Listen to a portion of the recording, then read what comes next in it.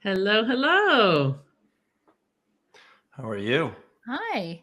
I'm doing wonderful, I must say, only because I get to spend a little time with you two, distract Oh, me from the world for a moment. So thank you for joining me today. of course. This topic is near and dear to my heart, as you know. So I'm going to introduce myself, let you two introduce yourselves. And then we've got a topic that I know a lot of people are here to hear what we have to say, but also engage in this conversation. It's not as easy as talking about and then it's solved. That being said, I think we're getting closer to solving. All right. So my name is Deidre Diamond. I'm the founder and CEO of CyberSN and Secure Diversity, co-founder of the Day of Security Conference. CyberSN is 11 years old, and I passionately work to serve our community with solutions for humans, for the human side of us all. And that's workforce risk management these last 2.5 years specifically. And so that's what I'm here to focus on today with some great security leaders in Kelly and Carrig. So I'll let Kelly and then Carrig introduce themselves, and we're going to jump in. All right, after that. So, Kelly.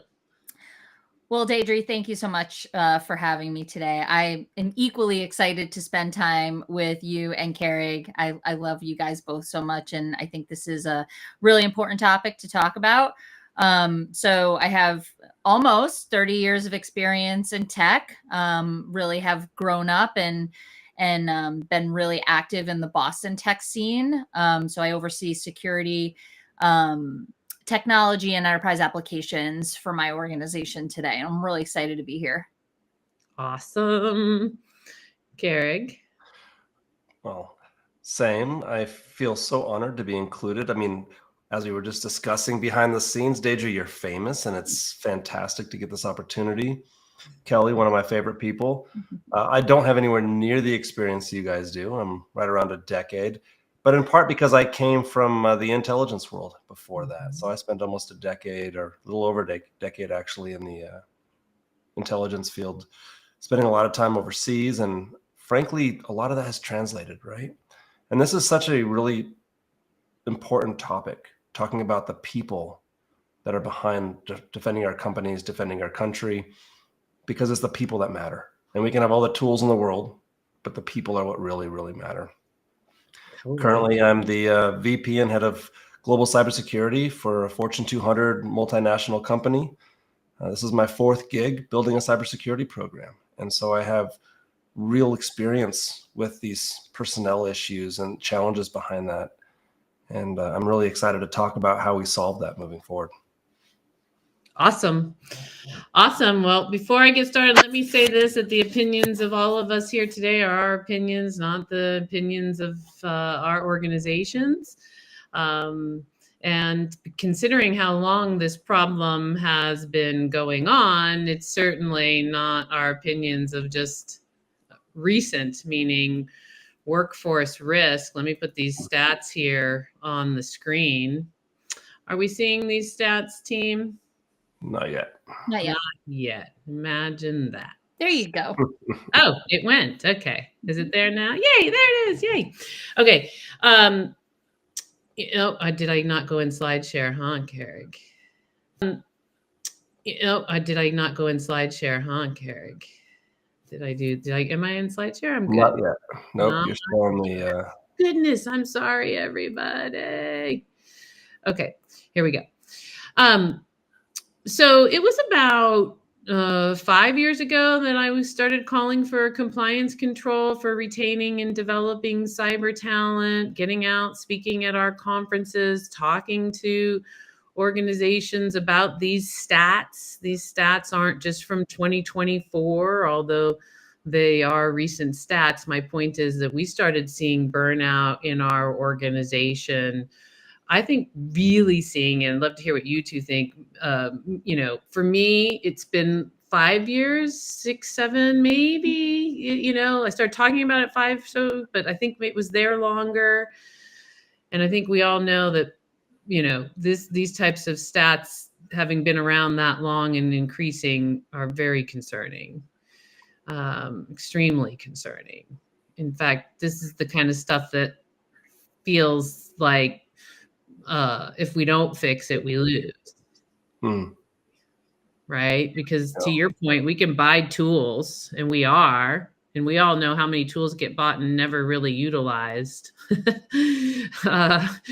So, these stats are scary. Yeah, they are scary. I'm not putting them here to scare us. I'm putting them here to say, let's get really in tune with the problem, and then let's go deeper into the problem. I feel like people think burnout is like work hours or something. This is all burnout, right? It's the result of burnout. Right. So did any of these, I know these didn't surprise either of you, but did anything really stand out as to the percentage rising since you two started paying attention to this, or anything in particular on these stats? I will say over the last, 10 years, things are better than they were, right? I have, in some ways at least, but in other areas, they're really not, because with cyber on the news every day, it's far more front of mind. It's far more, we get customers and suppliers and those that we work with our organizations, they care about it more because they see it. We have more compliance regulations coming out, and yet we kind of have this challenge of cybersecurity being seen as a cost center. And so we constantly have staffing challenges, and okay, how do we justify that we actually need these people if we're not really bringing the organization money as a result of those people? And how do we frame that conversation so that we can help the organization understand the value that cybersecurity staff provide? But when you look at like the turnover challenges, 61% over the 12 months, how do you train up the new folks you have to backfill them with? Like, how do you upskill? How do you maintain some of the organizational knowledge without losing all of it? I mean, a lot of these things are really, these are pretty scary numbers, even if that wasn't really the intent, because it's the challenge we've been facing for years. Yeah. I mean, I don't mind scaring people as long as it helps them get into action mode. The reality is, I think most people don't know these stats, and to your point, they're devastating. You never get caught up. It is what this says. Kelly, anything come to mind specifically? Yeah, I agree with Carrie. I think the 61% it's an eye opener.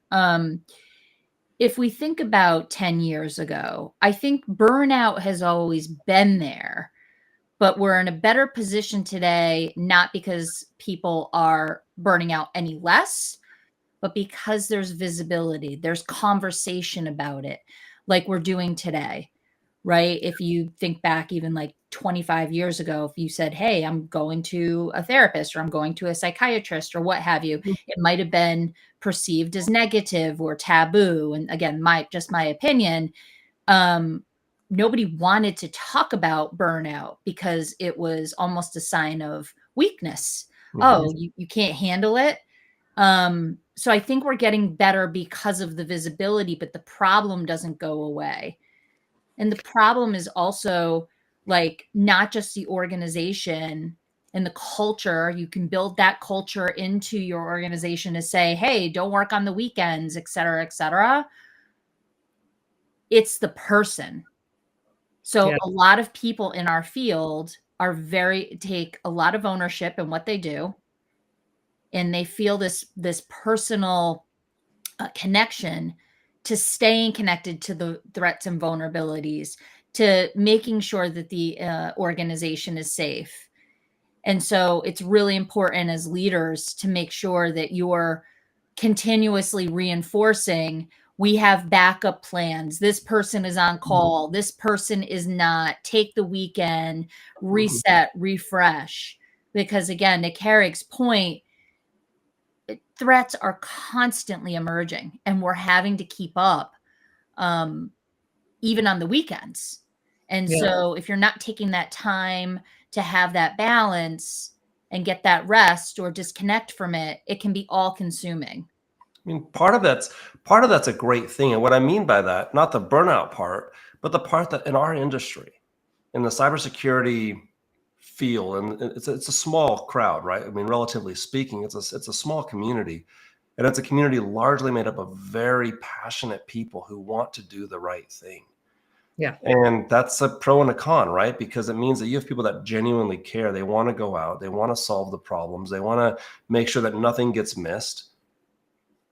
And so you can scream from the top of the mountain, hey, work-life balance, work-life balance. But when they realize that, there's nobody else on right now, or I need to go help someone, like it's a balance because of that passion. So Yeah. I think, workforce risk management from a cybersecurity perspective is something that for a long time we felt, but didn't really know what to call it. And now that we are recognizing, okay, there's actually a process here. There's a way to work through this. When you upskill, when you give people a reason to be there, when you can staff appropriately to avoid burnout, when you can, all of these small attributes can really bring a lot to the organization. But, working through these pillars that you have on the screen, I mean, this has been the status quo for a long time. Well, I love what you both were saying about, it's getting better in that we have conversations about it. It's not taboo to talk about mental health, and we all understand that people are great, people with great intentions are still burning out. And that's when it really hit me, having gotten into the workforce in January of 1994, before the digital era. Burnout really was, in my opinion, an individual's responsibility to manage, because we were, and I ran armies of teams, having to deal with this kind of stuff. It was teaching people how to utilize the time when they're not at work, like for all the things they need to do and get done, and how to run a schedule to get your workouts and everything in, and your time with your family and all that. But there was also no cell phone, no way, I had a beeper on in those days, and cell phone didn't come till much later. I remember having a beeper on with my suit in my 20s. And so, now we're there's no such thing as off, specifically in security and IT. We want to have something called off, but we're not going to have it unless these things in these pillars start to correct, like, meaning we as organizations recognize that it's our responsibility to make sure our people don't burn out, just as much as theirs to manage, the things that we used to manage well before the digital era. And so, when I started thinking about supporting the conversation in more detail, these things under these three pillars is what generated off of my old school pen and paper, which is how I do my thinking.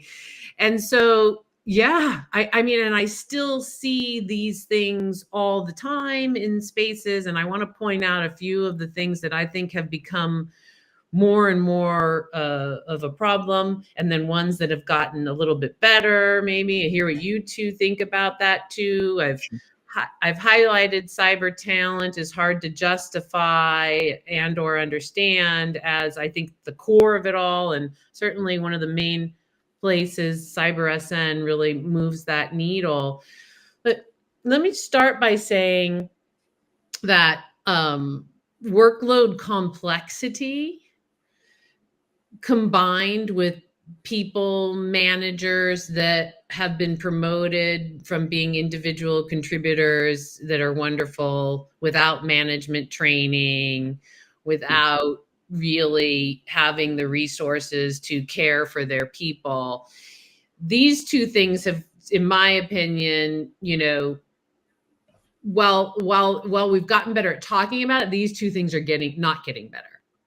Because, to your point, the attack surface is growing constantly, and people were already burnt out. It's growing. Yeah, we're talking about things and we're telling people to take time off or to not work on the weekends or to not do, but they do. I know I had to change my holidays, not had to, but I realized during COVID that one of the ways I could get my people more unplugged was to make sure that every federal holiday were off, and that we close down around the times that people typically take, vacations, 4th of July, New Year's and Christmas, close down for longer times, like thinking about when my clients are closed, when the market's closed. So anyhow, my point is to say that we are saying to folks, take time and making sure they have vacation and such, but it doesn't change whether or not they're really off, because do we have backup? Is there somebody to cover? Is there enough policies and procedures in place that somebody doesn't have to get interrupted to help? Are just a few of the things that come to mind for me. The policies, procedures, and people managers that aren't trained to be people managers in EQ skills. And so, those are the things that I feel like I'm just seeing get worse, because when we start to squeeze with an economic shift, like usually that's what goes first, empathy for others. Right. Or an economic focus. Now, again, I'm talking at the whole, and that's not everybody, or that's the majority of what I see.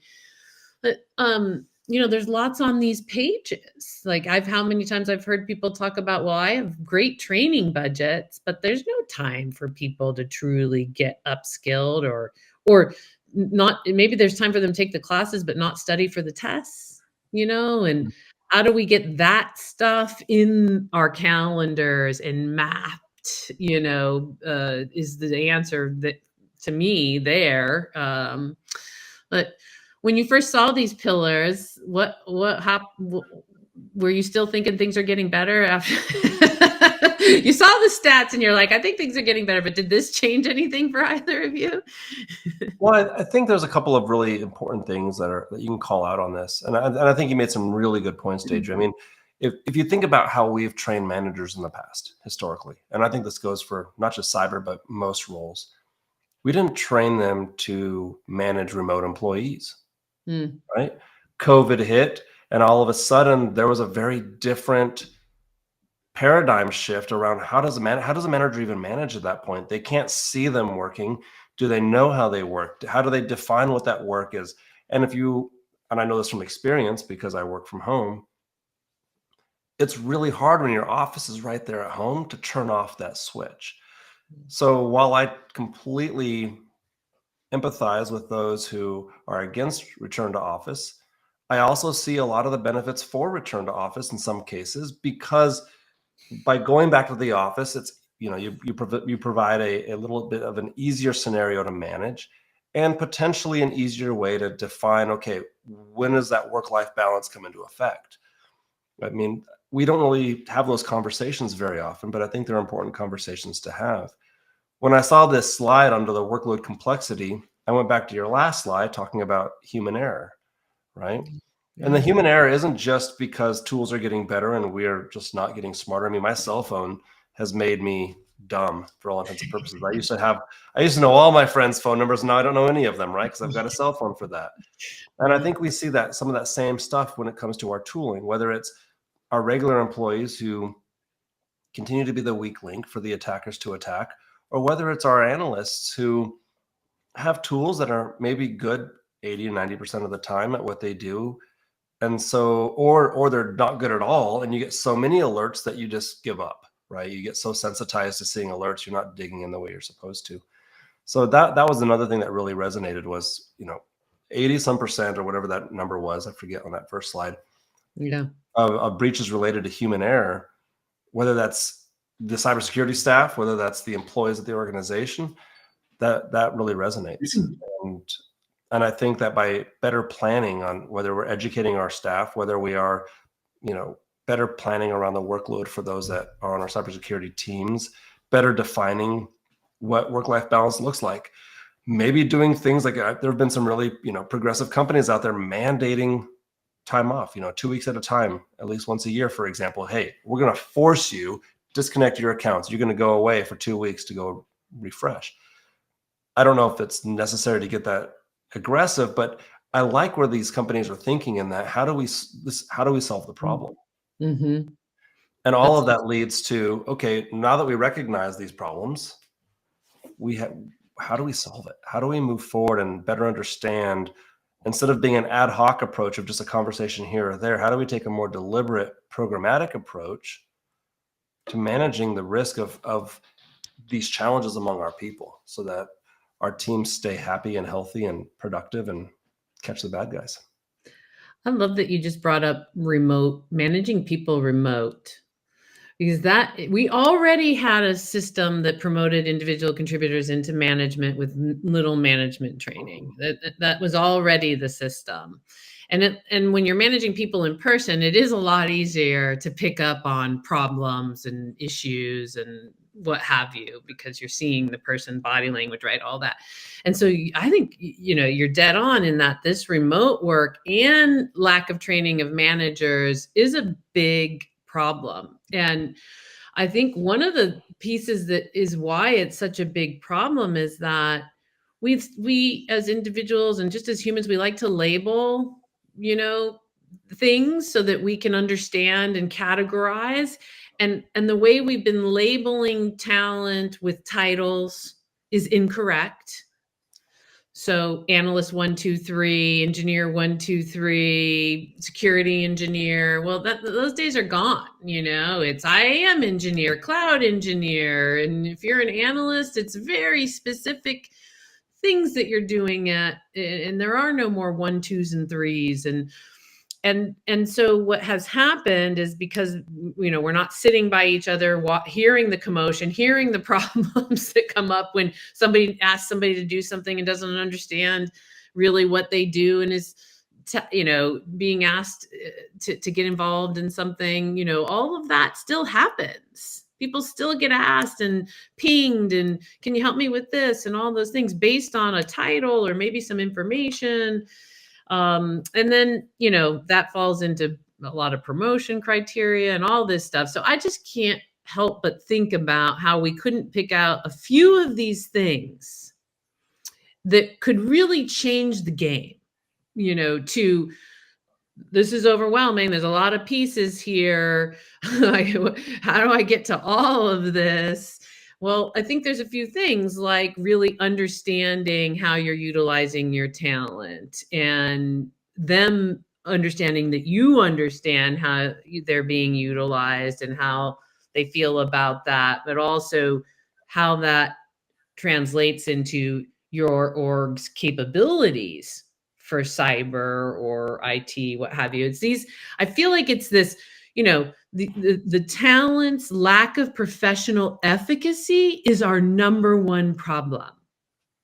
Whether that's in our own cyber orgs or any org, like you said, Carrie, any org, it's that lack of professional efficacy that causes people to be less engaged, or they're in overwhelm because of it already and make mistakes. So what can we do? Like, that's how I want us all thinking, and it's how what can we do to make some of this stuff go away? Meaning some of the stuff that's really causing this lack of professional efficacy. And being that CyberSense had, talent acquisition now for 11 years at scale, it's like one of the most top things we hear is I'm undervalued. My skills, what I can do, how I'm being utilized is nowhere near what I want to be utilized for. And that to me seems to be like the bigger one that kind of also ties into getting enough talent so that they can be doing the things that they were hired to do. And they're not getting sucked into all of these problems just because they can solve them. Like, just because I can solve these problems doesn't mean I want to solve these problems. Right. So to me, that's the focus. If we can spend our time there, that's going to save us a lot of headache, getting people into professional efficacy. Easier said than done, right, Kelly? Yeah. For ourselves too. I mean, I can share a couple of things that I do with my teams to try to address some of these. And let me add the disclaimer that I'm not perfect. Nobody is perfect. No. You try something. If it doesn't work, you try something else. But there's a couple of things that both of you said that I want to elaborate on. One, Carrie, when you said shutting off the access, it's funny you should say that. I don't know if you saw me smile. I will say to my direct reports when they're like, okay, like I'm going on vacation, I'm going to Disney World, I'm doing this. I'm like, I don't want to see you online because I will cut your access off. It's not a threat, it's a promise. I don't want to see you engaged. I want you to spend time. Like, the work will be here when you get back. And by the way, if you feel compelled to get online and to do something, that means we have a gap. You're a single point of failure in something. And let me help solve for that problem. I think underutilizing talent, AI is helping with that. Making sure that an old boss of mine a very, very long time ago said, $100 resource, $100 problem. So looking at the alert fatigue and understanding where you can put automation in place. And I'm going to say, let the robots do the low level work so that you have that talent and that expertise that you can really tap into on your staff from a human standpoint to solve those hard problems. Because nobody wants to pick up 50 different alerts and say false positive, acknowledged, acknowledged. It's such unappreciated work, and it's a waste of time. So I think, like, looking at automation and bringing in things that can solve for those lower level tasks are important. I think the back to office debate, again, nothing is perfect. It depends on the individual. Some individuals cannot work from home. They just can't. They're distracted. They're going to do a load of laundry. They're going to, they're going to not be able to focus, right? And they need that in office presence for that. Some people, Carrie, to your point, resonated with me when you were like, I'm in my office at my house and there's no separation between work and home. So I deliberately have to make an effort to log off by a certain time, and I have to go through certain rituals. And I know it sounds weird, so that I'm not working a 15-hour day, because it's very easy to get sucked into that when you're just in that zone.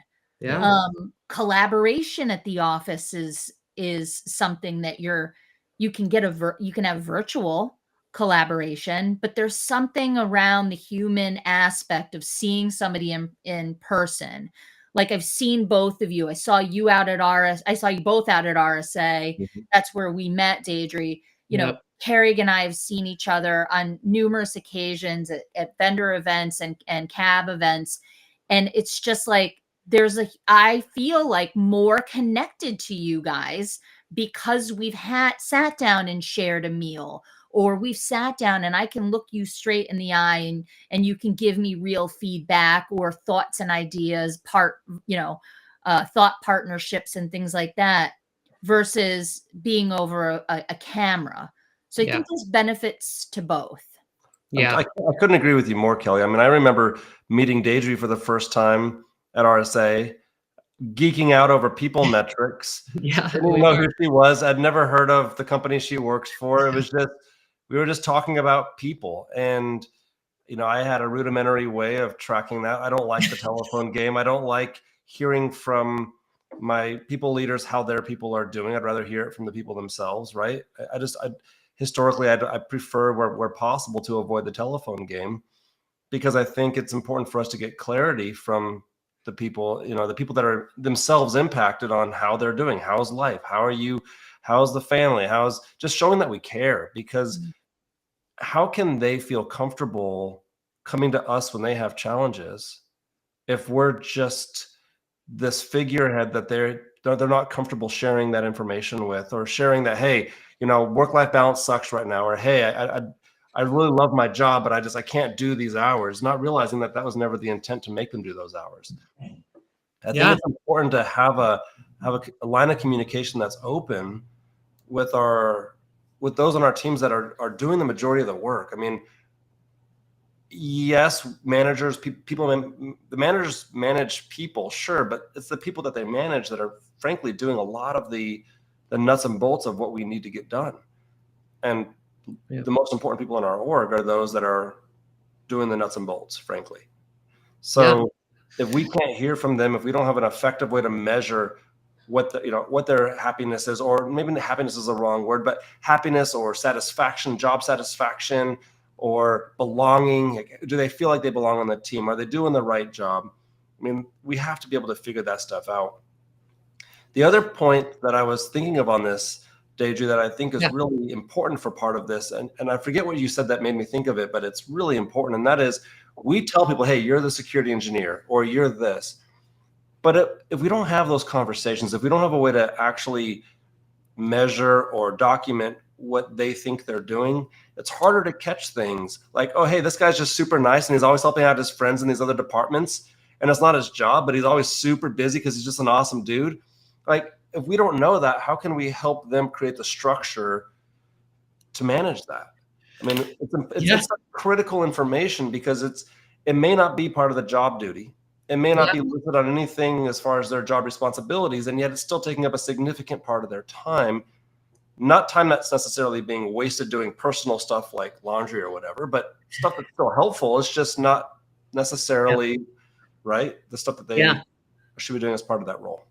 Yeah, I love that you use the word happiness survey. You can leave it as happiness survey. I like it. That's what we call it. I thought, and you actually mimicked the exact words that we use in the happiness survey after we document what everybody's doing, like you're seeing here on your screen in this mock org.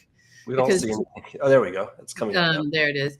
Because to your point, if you don't know how your talent's spending the time, like what with IAM are they doing and how much time with IAM, right? Or how much time they're spending on other functions and keeping it updated like you can here in the CyberSN system, then how can you stay on top of how they're doing? Like, we have to have a baseline conversation of at least them knowing that we understand what they're doing and how they're being utilized. So that's one piece to happiness. The other piece to happiness, and I'm moving over to the capabilities, portion here of the CyberSN platform, is to say, where are the gaps and of an entire cyber org, all the pillars. If I'm an individual on your team and I know that you know how I'm spending my time, and I know that you know what I like about how I'm spending my time and what I'd like to do with my career, and then if I know that you know as a leader that we've got gaps of places where people aren't touching anything, but also what I want to do with my time that can fill in those gaps, and you as a leader have a plan. Well, all of a sudden, if I'm somebody that's not motivated, not inspired by career development, don't feel like I'm understood or being utilized well, that all is gone. Mm-hmm. And this isn't a one-time thing. It's now something managers need to own on their own too, right? Is that ability to keep the job descriptions updated, keep the capabilities updated, keep the happiness check-ins updated. And when we do that, I think you're right. I think we can move the needle. We're not going to be perfect, because there's no such thing. We are humans, and there's still the EQ side of things that we all can error on or be stressed out about or what have you. To me, if and I'm going to stop sharing and just come back to you two as we wrap up here. To me, this can move the needle enough where we can catch our breath. If our people feel like they don't have all the answers right now, but they're putting together, my leaders are putting together the strategy to solve all of this, all of it. And to your point, Kelly, with AI on this alert shit, and we're gonna document what everybody's doing over here, and we're gonna keep it updated, and anytime we get taken off of a functional role, it's gonna show our capabilities have changed as a cyber org, so we can continue to sell and get the budgets we need.